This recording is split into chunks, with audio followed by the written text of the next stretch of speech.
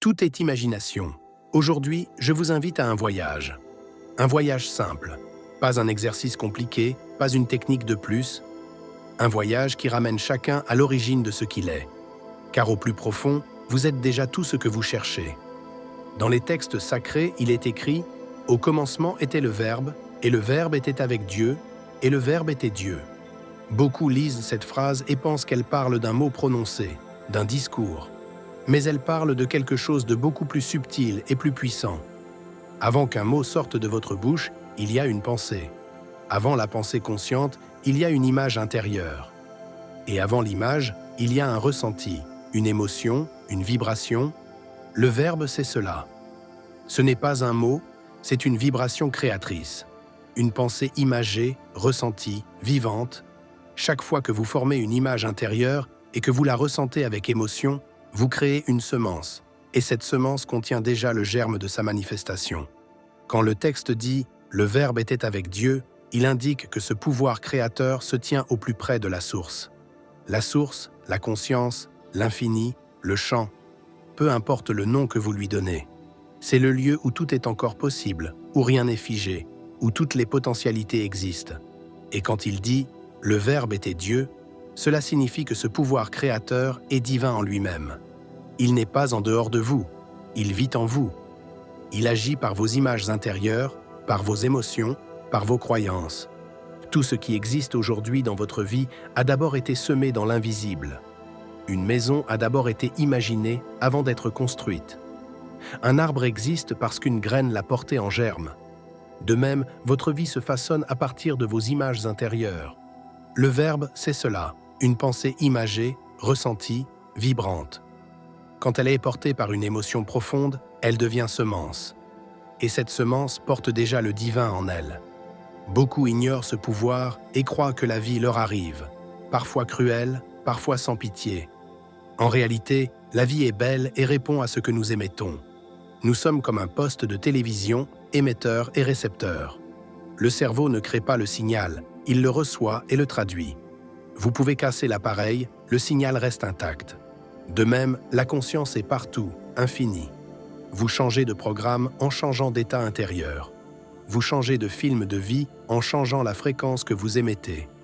Pleurez et vous pleurerez encore. Souriez à la vie et la vie vous sourira. Oui, c'est aussi simple que cela. La réalité est un miroir. Vous pouvez briser le miroir, vous aurez toujours le même reflet tant que vous ne changez pas votre état d'être. Que ressentez-vous? De la tristesse ou de la joie? Du manque ou de la prospérité? La maladie ou la santé? Le monde extérieur reflète l'état intérieur. Et le moment le plus puissant pour semer un nouvel état, c'est le moment où le mental du jour s'endort et où le subconscient prend le relais. Deux mondes parallèles, l'éveil du jour, le sommeil de la nuit. Et ce passage du soir est sacré, car la porte entre le conscient et le subconscient est grande ouverte.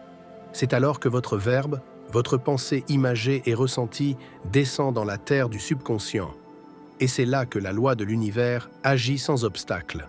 Ce que beaucoup appellent miracle n'est pas un hasard. C'est simplement la graine qui germe dans une terre fertile.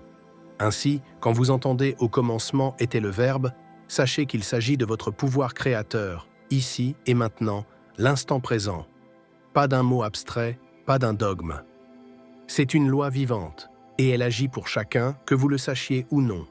Mais quand vous en devenez conscient, vous cessez de semer au hasard.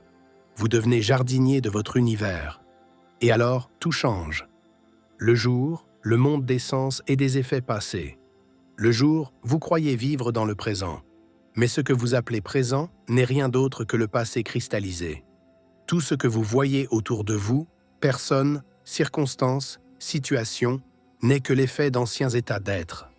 Le monde visible n'est jamais la cause. Il n'est qu'un miroir, un reflet de ce que vous avez imaginé hier. Et pourtant, nous nous laissons piéger par nos sens. Nous croyons à ce que nous voyons. Nous réagissons à ce que nous entendons. Nous nous laissons gouverner par ce que nous ressentons physiquement. Ainsi, la vue nous montre la même douleur. L'ouïe nous répète les mêmes histoires de manque. Et nous disons « voilà la réalité ». Mais ce que nous appelons réalité n'est qu'un souvenir devenu visible. Chaque jour, vous constatez vos finances, vos douleurs, votre solitude. Vous comptez votre argent et vous croyez au manque. Vous cherchez l'amour et vous croyez à la solitude. Vous regardez votre corps et vous croyez à la maladie. Et tant que vous croyez que ce visible est la cause, vous restez prisonnier du même cercle, la même soupe réchauffée, servie encore et encore. Voilà pourquoi le jour n'est pas le temps de la création véritable. Le jour appartient au monde des sens. Et le monde des sens est le monde de l'effet.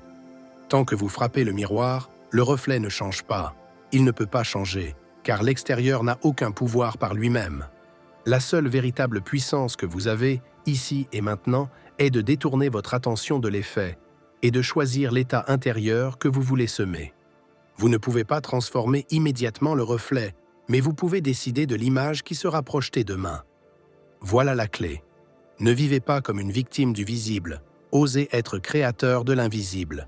La nuit, la porte de la création. La nuit, tout change. Lorsque vos yeux se ferment, vos sens se taisent. Et avec eux, se tait le monde des effets passés. Le lobe frontal, ce gardien critique qui régit le conscient, la pensée rationnelle, s'endort. Alors, le subconscient prend le relais. Certains l'appellent aussi le système nerveux autonome.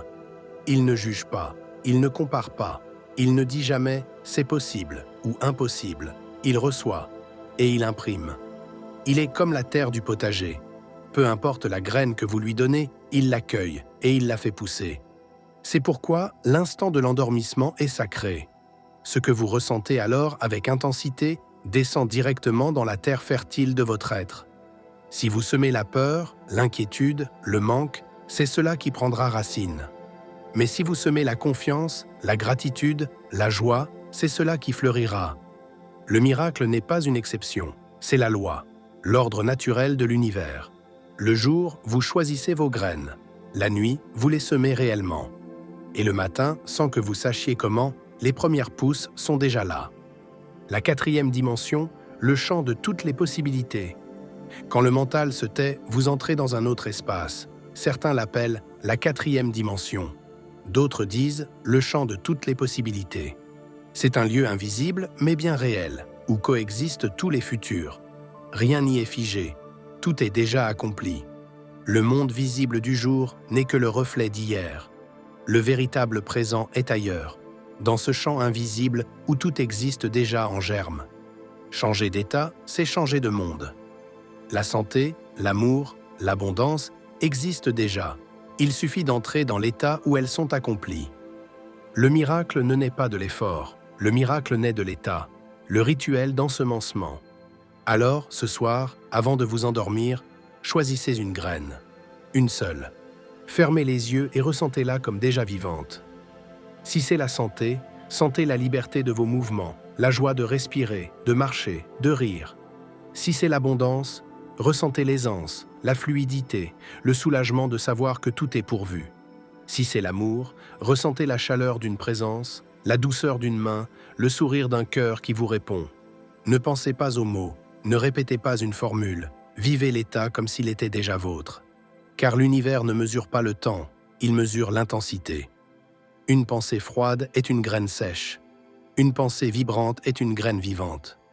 Il arrive qu'une semence plantée dans la joie extrême donne son fruit dès le lendemain. Alors confiez votre graine au subconscient. Dites intérieurement « je l'ai semé ». Je n'ai plus besoin d'y penser. La vie sait comment faire pousser.